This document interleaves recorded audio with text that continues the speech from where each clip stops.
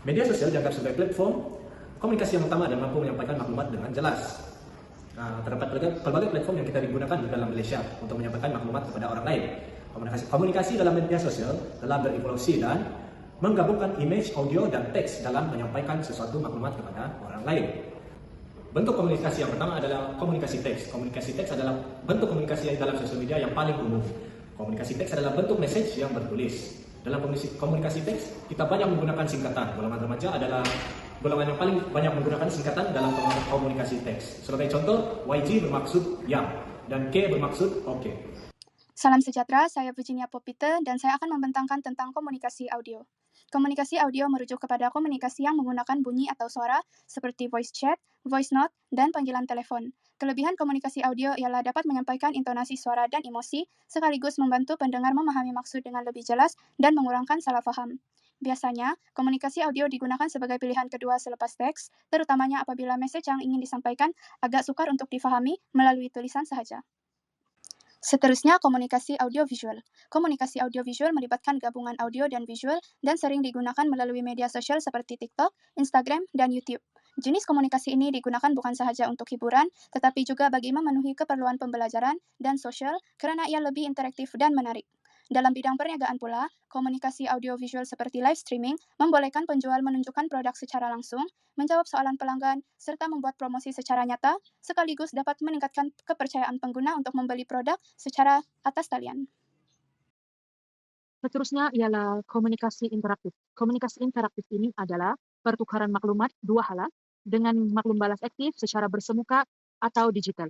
Komunikasi interaktif ini bagi membantu memastikan message itu mudah dipahami dengan jelas dan mengurangkan kesalahpahaman dan risiko salah paham, berita palsu dan tekanan untuk memberi respon segera jika tidak digunakan secara berhemat. Dan contohnya ialah seperti sesi soal jawab yang di mana pembentang akan menjawab soalan yang akan ditanyakan oleh audiens. Hal ini akan terjadinya hubungan interaksi dua hala yang membantu dalam proses komunikasi. Seterusnya berkaitan dengan komunikasi visual. Secara ringkasnya, komunikasi visual ini merupakan penyampaian maklumat melalui unsur visual seperti image, grafik, simbol, warna, dan susun atur. Dan komunikasi visual ini selalunya sering digunakan di dalam poster, di dalam graf, bagi menyampaikan sesuatu maklumat dengan jelas dan mampu menarik perhatian orang ramai untuk mengetahui apa arti sebenar message tersebut. Dan ia dapat membantu memproses maklumat dengan pantas dan menarik perhatian penerima dan memberi tindak balas kognitif dan emosi segera. Hal ini dapat membantu para audiens untuk memahami apa yang ingin disampaikan melalui poster tersebut. Jadi seterusnya adalah kesan bentuk-bentuk komunikasi dalam media sosial. Pertama sekali adalah pesan terhadap perkembangan bahasa yang memberi impak positif kepada perkembangan bahasa dalam masyarakat yang menguasai lebih daripada satu bahasa seperti bahasa Cina, bahasa Melayu, dan bahasa India dan sebagainya. Kedua adalah kesan terhadap interaksi sosial yang memecahkan halangan geografi, meningkatkan interaksi sosial dan mengukuhkan ikatan dengan keluarga serta irakan. Yang seterusnya adalah kesan negatif terhadap bahasa dan komunikasi. Ini penggunaan singkatan menjejaskan kualiti bahasa Melayu, terutama dalam kalangan pelajar yang suka menggunakan singkatan seperti dapat, mereka ejas seperti DPP. Jadi, ini bahasa yang tidak sopan ini di media sosial boleh menimbulkan salah faham antara pengguna. Sekali adalah kesan terhadap penyebaran informasi. Yang ini membolehkan maklumat disebarkan dengan cepat dan meluas.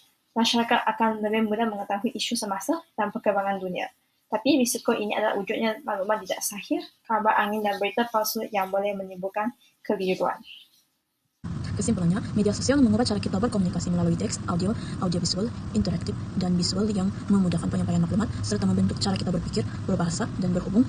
Ia menjadikan masyarakat lebih kreatif, pantas berinteraksi, dan mampu mengekalkan hubungan walaupun berjauhan. Namun, terdapat kesan positif dan negatif seperti bahasa singkatan, maklumat palsu, dan salah paham. Oleh itu, literasi media penting agar maklumat sahih dan memastikan media sosial dimanfaatkan sebagai alat pembelajaran, perkongsian ide, dan pengukuhan hubungan sosial serta membentuk pengguna yang lebih beretika dan bertanggung jawab.